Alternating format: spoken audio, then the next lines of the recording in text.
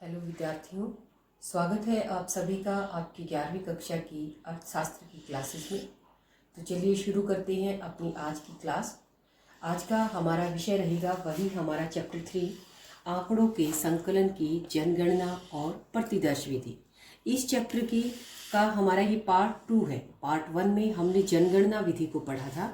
जनगणना विधि कहते किसे हैं, एग्जाम्पल्स के थ्रू हमने इसे समझा था और इस विधि का कहाँ प्रयोग करना उचित रहेगा, इसके अलावा इसके गुण और अवगुण ये डिटेल से हमने पढ़ लिया था। आज हम प्रतिदर्श विधि को पढ़ेंगे। तो प्रतिदर्श विधि या सैंपल मेथड ये इसको बोलते हैं। इसकी सबसे पहले हमें डेफिनेशन करनी चाहिए कि वह विधि जिसमें किसी समग्र का प्रतिनिधित्व करने वाले छोटे समूह से आंकड़े एकत्रित किए जाते हैं एवं निष्कर्ष निकाले जाते हैं। यहाँ मैंने एक शब्द का प्रयोग किया समग्र का, और जो ये समग्र शब्द है इसे मैंने डिटेल से अपनी पहली वीडियो में बताया था कि समग्र क्या होता है कि जिसके बारे में हम आंकड़े इकट्ठे कर रहे हैं। मान लिया हम कॉलेज के बारे में आंकड़े इकट्ठे कर रहे हैं, कॉलेज के अंदर टोटल 2000 विद्यार्थी हैं, तो वो 2000 के 2000 क्या हुए, हमारा समग्र हुआ। हम एक कक्षा की बात कर रहे हैं, कक्षा में मान लिया 50 छात्र हैं, तो 50 छात्र हमारा क्या है, समग्र है। एक गांव के लिए कर रहे हैं तो उस गांव की क्या जनसंख्या है, वो हमारा समग्र है। समग्र यानी कि जिन इकाइयों के बारे में हम अध्ययन कर रहे हैं उन सभी इकाइयों को, सभी मदों को हम क्या कहेंगे, समग्र कहेंगे। तो उस समग्र का, उन सभी इकाइयों का प्रतिनिधित्व क्या होता है कि भाई उस समग्र में से कुछ को हम ऐसा छांट लें, छोटा सा समूह उसको ऐसा निकाल ले कि जो उन सब को, जो समग्र था उन सब का प्रतिनिधित्व करे, यानी कि उन सब के गुण उन जो थोड़े से हमने छाटे हैं उसमें हो, तो हम उसे प्रतिनिधित्व कहेंगे। तो वह विधि जिसमें किसी समग्र का प्रतिनिधित्व करने वाला एक छोटा समूह, उससे हम आंकड़े एकत्रित करते हैं और उन आंकड़ों के आधार पर हम निष्कर्ष निकालते हैं, तो वो विधि हमारी क्या कहलाएगी, प्रतिदर्श या सैंपल मेथड कहलाएगी। तो मैंने क्या बताया आपको कि भाई अगर मान लिया कॉलेज में 2000 विद्यार्थी हैं, उसमें से हमने कुछ निकाल लिए, 20 निकाल लिए, 50 निकाल लिए, 100 निकाल लिए, तो वो जो 100-50 हैं वो क्या है, वो समग्र का एक छोटा सा समूह हो गया जो उस पूरे 2000 का प्रतिनिधित्व कर रहा है, और उनसे हम आंकड़े ले रहे हैं। तो हमने पूरे 2000 को नहीं देखा, हमने सिर्फ उसका प्रतिनिधित्व करने वाले कुछ जो छोटा समूह था उनको देखा और उनसे हमने अपने आंकड़े एकत्रित किए। तो अब इसे हम उदाहरण के माध्यम से फिर से देखते हैं कि जो ये समग्र है, जो मैंने अभी यहाँ पर आपको बताया उदाहरण, इसे हम डेली जीवन में, डेली लाइफ के अंदर बहुत बार हम इसका प्रयोग करते हैं। जैसे मैंने यहाँ लिखा है चावल और सब्जी। घर में जब हम सब्जी बनाते हैं या चावल बनाते हैं तो हम एक एक चावल के दाने को नहीं देखते कि हमारे चावल तैयार है या नहीं, सब्जी तैयार है नहीं। हम एक या दो दाना देखते हैं, उसको दबा कर देखेंगे, अगर चावल सही है, दब रहे हैं, इट मीन्स हमारे पूरे चावल तैयार है, सब्जी तैयार है। ऐसे ही मान लिया जैसे हम मंडी के अंदर जाते हैं, हमें गेहूं खरीदना है, चना खरीदना है, कोई भी अनाज, कुछ भी चीज खरीदनी है, तो हम उसको उठा के एक मुट्ठी भर देखते हैं। अगर वो एक मुट्ठी हमारी ठीक है, इट मीन्स वो पूरा का पूरा जो ढेरी है उस अनाज की वो सारी सही है। तो ये सब क्या है, ये सब डेली लाइफ में जो सैंपल का हम यूज करते हैं वही सैंपल मेथड है। तो ये तो हुई प्रतिदर्श विधि या सैंपल मेथड की परिभाषा। अब देखते हैं इसकी उपयुक्तता, कहाँ कहाँ पर हम इसका प्रयोग करते हैं। तो सबसे पहला इसका पॉइंट है विस्तृत क्षेत्र। विस्तृत यानी कि बहुत बड़ा एरिया। जैसे मैंने अभी आपको चावल या सब्जी का उदाहरण दिया, गेहूं का उदाहरण दिया, तो क्या एक एक गेहूं के दाने को देखना हमारे लिए पॉसिबल है? क्या एक एक चावल के दाने को हम देखेंगे? नहीं। तो इसी तरह से जब एक बहुत बड़ा एरिया हो और जिसमें हम हर एक का एक एक करके अध्ययन नहीं कर पाते हो, तो ऐसे बड़े एरिया के अंदर हम उसमें से कुछ का चुनाव करेंगे और उनका अध्ययन करके हम वो जो हमारा रिजल्ट निकला वो सब के ऊपर लागू करेंगे। तो एक बड़े एरिया में, विस्तृत एरिया के लिए ये विधि बहुत ही उपयुक्त है। दूसरा पॉइंट, जब उच्च स्तरीय शुद्धता की आवश्यकता न हो। मैंने यहाँ लिखा है न हो, यानी कि जब एक एक करके एक एक इकाई का अध्ययन करना जरूरी नहीं है। एक एक इकाई का अध्ययन कब करते हैं? जब उच्च स्तरीय शुद्धता की आवश्यकता होती है। तो एक एक इकाई का अध्ययन करना अगर आवश्यक नहीं है तो ऐसे समय में हमारी ये विधि उपयुक्त रहेगी। तीसरा पॉइंट है विभिन्न इकाइयों के अत्यधिक परीक्षण की आवश्यकता नहीं। ये भी ऊपर जैसे पॉइंट की तरह ही है। यहाँ हमने शुद्धता शब्द का प्रयोग कर लिया, यहाँ विभिन्न इकाइयों के अत्यधिक परीक्षण शब्द का यूज कर लिया कि जो अलग अलग इकाइयां हैं उनका बहुत ज्यादा टेस्टिंग की, बहुत ज्यादा जांच की जरूरत नहीं है। तो ऐसे में हम क्या करेंगे, हम सैंपल लेंगे और सैंपल का अध्ययन कर सकते हैं। तो वहां पर ये विधि उपयुक्त रहेगी।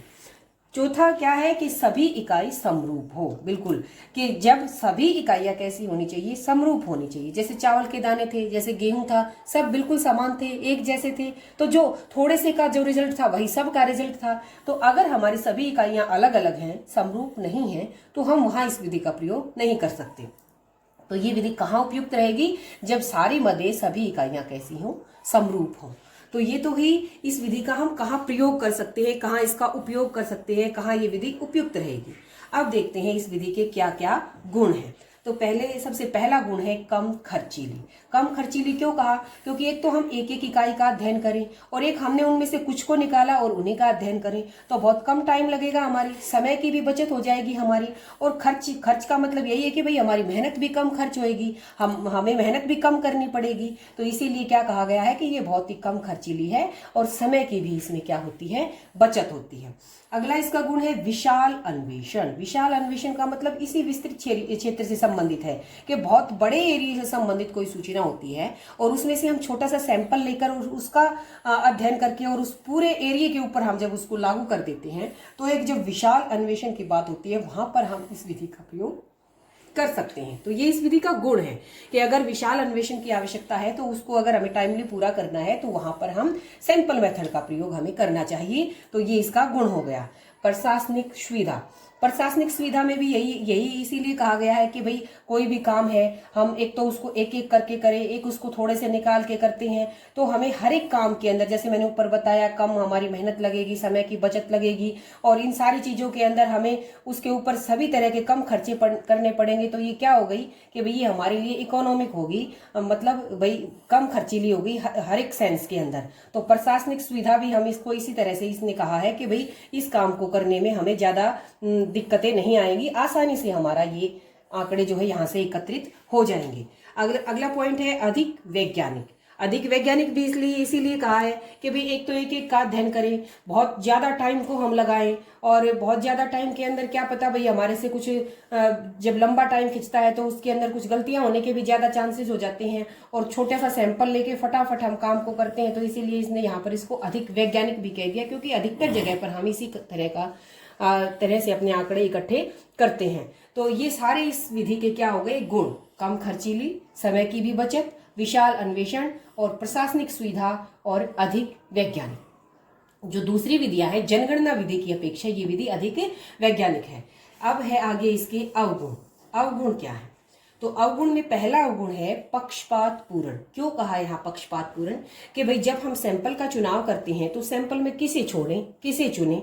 अगर हमने सही सैंपल का चुनाव नहीं किया और भाई हमने किसी के मेलबाजी कर ली, भाई जो हमें लेना चाहिए था उसको नहीं लिया, तो इस तरह से क्या हो सकता है? पक्षपात हो सकता है। जिन इकाइयों को हमें शामिल करना चाहिए, जरूर करना चाहिए, वो अगर ना हो पाए या फिर हम जानबूझकर किसी को शामिल कर ले और किसी को छोड़ दें, तो ये क्या हो जाएगा? पक्षपात पूर्ण ये विधि हो जाएगी। अशुद्ध निष्कर्ष। यहाँ जब मैंने पक्षपात किया आपको जिक्र, तो अगर इस तरह से पक्षपात होता है तो निष्कर्ष तो हमारे अपने आप ही फिर अशुद्ध निकलेंगे। जो निष्कर्ष, जो परिणाम होएगा वो हमारा गलत हो जाएगा। तीसरा गुण है प्रतिनिधि प्रतिदर्श के चुनाव में कठिनाई। यहाँ ऊपर भी मैंने ये बात की थी, प्रतिनिधि प्रतिदर्श। प्रतिदर्श क्या होता है? हमारा वही सैंपल। जैसे मैंने कहा कि मुट्ठी भर गेहूं या भाई 2 दाने चावल के, तो जब हमें सैंपल चुनना होगा, मान लिया हमें 2000 जो हमारे मैंने बताया कि कॉलेज के अंदर विद्यार्थी हैं और उनमें से हमें छटनी करनी है। 2000 विद्यार्थियों में से हमें 20, 30, 50 विद्यार्थी चुनने हैं। तो कौन से विद्यार्थी को चुने और कौन से को छोड़े? तो उस प्रतिदर्श का, उस सैंपल का, उस प्रतिनिधित्व का चुनाव करने में हमें सबसे बड़ी कठिनाई होती है। कौन सी इकाइयों को चुने और किन किन इकाइयों को छोड़े।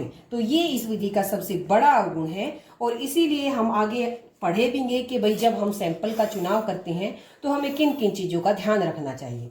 तो इस विधि का क्या अवगुण हो गया कि जब हम सैंपल का चुनाव करते हैं तो सैंपल का चुनाव करने में हमें कठिनाई आएगी कि भाई हमें कौन सा सैंपल चुनना है, किन किन को चुनना है, इकाइयों को, मदों को, और किन किन को छोड़ना है।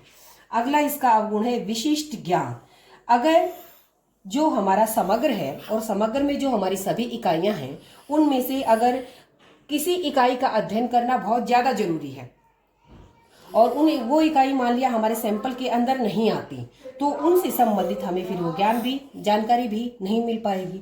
तो ऐसे टाइम में, क्योंकि जब हम सैंपल का चुनाव करते हैं तो उसमें तो कोई भी चुना जा सकता है और कोई भी छोड़ा जा सकता है, तो इस तरह से विशिष्ट ज्ञान, जब कोई किसी विशेष इकाई का अगर हमें अध्ययन करना होता है और वो अगर सैंपल में नहीं चुनी जाती, तो उस तरह से वो विशिष्ट ज्ञान हम प्राप्त नहीं कर पाते। तो इस तरह से ये क्या हो गए, इसके अवगुण। इसके बाद जो यहाँ मैंने जिक्र किया था कि एक अच्छे सैंपल का चुनाव कैसे करें, चुनाव में कठिनाई आती है, तो उसी के लिए हमारा ये एक अलग से प्रश्न बनता है, सैंपल मेथड से अलग है ये, कि एक जो सैंपल मैंने कहा प्रतिदर्श यानी कि सैंपल जो मैंने कुछ चुनने का कहा कि बड़े समूह में से कुछ इकाइयों को एक छोटे समूह को चुनते हैं, तो उस छोटे समूह का चुनाव करते टाइम हमें किन किन विशेष बातों का ध्यान रखना चाहिए, उस सैंपल के अंदर कौन कौन से आवश्यक तत्व हैं जो जरूर होने चाहिए, जिससे वो विधि या वो रिजल्ट हमारे सही निकलेंगे। तो ये हमारा इंपॉर्टेंट क्वेश्चन बनता है कि भाई एक सैंपल का चुनाव करते टाइम हमें किन किन बातों का ध्यान रखना चाहिए, या एक सैंपल के कौन कौन से आवश्यक तत्व हैं। तो सबसे पहला आवश्यक तत्व है प्रतिनिधित्व। प्रतिनिधित्व क्या होता है कि भाई जो भी हमारा समग्र है, जैसे मैंने आपको उदाहरण दिया कि कॉलेज के अंदर 2000 विद्यार्थी हैं, तो 2000 क्या है विद्यार्थी, ये हमारा समग्र है। तो इस समग्र में से अगर हमें 100 विद्यार्थी चुनने हैं सैंपल में, तो वो जो 100 विद्यार्थी इसमें से हम चुनेंगे, जो सैंपल हम चुनेंगे वो कैसे हो, इन 2000 के 2000 का प्रतिनिधित्व करने वाले हो। प्रतिनिधित्व यानी कि इन सब के गुण उन 100 इकाइयों में होने चाहिए। प्रतिनिधित्व हम तभी कहेंगे, जैसे मान लिया मैं एक क्लास की बात करूं, क्लास के अंदर बहुत होशियार इंटेलिजेंट बच्चे भी होते हैं, नालायक बच्चे भी होते हैं और मीडियम बच्चे भी होते हैं। अगर हम होशियार बच्चे को चुन लेते हैं तो वो भी सबका प्रतिनिधित्व नहीं कर रहा, क्योंकि सब तो वैसे नहीं है, और ना ही जो नालायक बच्चे हैं सब नालायक भी नहीं है। तो हमें कैसा सैंपल चुनना है जिसके अंदर सबके गुण हो। प्रतिनिधित्व वही होता है कि जो जितने भी हमारा टोटल समग्र है, उस पूरे समग्र के सभी गुण उस चुने हुए छोटे समूह में होने चाहिए, तो उसे ही हम क्या कहेंगे, प्रतिनिधित्व कहेंगे। तो एक सैंपल का चुनाव करते टाइम हमें ये ध्यान रखना है कि सैंपल के अंदर वो सभी गुण हो, यानी कि वो सभी का क्या कर रहा हो, प्रतिनिधित्व कर रहा हो। अगला आवश्यक तत्व है स्वतंत्र। स्वतंत्र का क्या अर्थ है, स्वतंत्र का अर्थ है कि जब हम सैंपल को चुनते हैं, मैंने बताया कि भाई क्लास में सभी तरह के बच्चे होते हैं। स्वतंत्र का अर्थ ये है कि भाई कोई इकाई ऐसी ना हो कि एक को चुन लिया तो दूसरे को भी चुनना बहुत जरूरी है, सब अपने से स्वतंत्र होनी चाहिए। क्योंकि अगर इकाइयां कुछ एक दूसरे से जुड़ी हुई हैं कि भाई इसको चुन लिया तो इसको भी चुनना जरूर, मान लिया 2 इकाइयां ऐसी हैं जो एक दूसरे से बिल्कुल अटैच हैं, जैसे कई बार क्लास के अंदर बच्चे कह देते हैं कि भाई अगर हमें किसी प्रोग्राम में बच्चों को ले रहे हैं, शामिल कर रहे हैं, तो वो ये कह देते हैं कि भाई अगर ये शामिल होएगा तो मैं भी होऊंगा, ये नहीं होएगा तो मैं भी नहीं होऊंगा। तो कहने का मतलब क्या है कि हमारी इकाइयां कैसी होनी चाहिए, सभी जो मदे हैं हमारी समग्र की सभी इकाइयां बिल्कुल स्वतंत्र होनी चाहिए। एक को ले लिया एक को नहीं ले लिया, इसका सब उनके ऊपर कोई प्रभाव नहीं पड़ना चाहिए, तभी हमारा जो सैंपल होगा वो सही होगा। जो हमारी इकाइयां हैं वो सभी कैसी होनी चाहिए, स्वतंत्र होनी चाहिए, इंडिपेंडेंट होनी चाहिए। अगर एक दूसरे के चुनने या ना चुनने का एक दूसरे पर असर पड़ेगा तो फिर हमारा सैंपल हमें सही रिजल्ट नहीं देगा। तो क्या कैसी होना चाहिए, हमारा सैंपल स्वतंत्र होना चाहिए, सभी इकाइयां समग्र की स्वतंत्र होनी चाहिए। नेक्स्ट है इसके इंपॉर्टेंट तत्व सजातीयता। सजातीयता का अर्थ है कि सभी इकाइयां एक जैसी हों। सजातीय यानी कि समान जाति, यानी कि एक तरह से हम कह सकते हैं समरूप होनी चाहिए। जैसे मैंने अभी आपको बताया था थोड़ी देर पहले कि भी क्लास के अंदर कुछ बच्चे सभी तरह के होते हैं। जैसे क्लास में तो बच्चे ऐसे भी होते हैं, जनरल बच्चे भी होते हैं, एससी भी होते हैं, बीसी भी होते हैं। तो जब हम सैंपल का चुनाव करेंगे तो ये नहीं कि सारे जनरल ले लिए या सारे एससी ले लिए, सारे बीसी ले लिए, नहीं, हर एक कैटेगरी से कोई ना कोई कुछ बच्चे होने चाहिए, तभी तो हमारा सैंपल सभी गुणों वाला होगा। तो सजातीयता का मतलब है कि सभी कैसे होना चाहिए, पूरा समरूप हो, सभी गुणों उसके अंदर होने चाहिए, एकदम से अलग ना हो। इन सब से अलग कोई ऐसी चीज हो तो वो उसके अंदर तो वो गुण ही नहीं होंगे। तो सैंपल कैसा होना चाहिए, सजातीय या समरूप होना चाहिए। और नेक्स्ट लास्ट है हमारा आवश्यक तत्व पर्याप्तता। पर्याप्तता क्या होती है कि भाई हमारा सैंपल ऐसा हो, ना तो बहुत बड़ा और ना ही बहुत छोटा।